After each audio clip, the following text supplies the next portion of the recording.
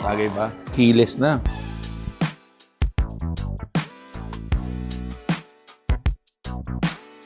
Pag nanalo ko motor, paparapol ko rin. Mamimigay sa followers. Ang mapanalunan, click 160. Ay, bibigay ko na lang yung Giorno. Yung 160 sa akin na. Okay na guys. Ito na yung nabili natin. T-shirt. Kailangan mapaandar mo daw po siya yung gamit yung susi niya.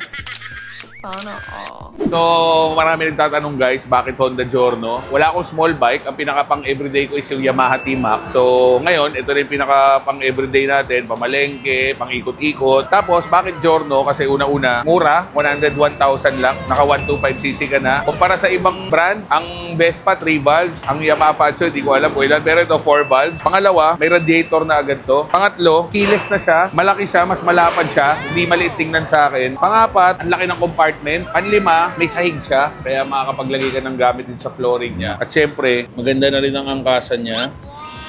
Combi brake na siya. Meaning, yung likod, pag rinreno mo, harap likod na yun. Tapos may handbrake siya. Tapos may idle stop na rin. Malaki na rin yung upuan niya, guys. Kaya pag nag-angkas ka, komportable na rin. At syempre, yung gas tank niya, hindi ka na kailangan bumaba ng motor para buksan ng upuan para mag-arga ng gasolina. Syempre, yung gulong niya, malaki na rin, guys. So, hindi nakakatakot sa lubak. At disc brake na rin yung harap.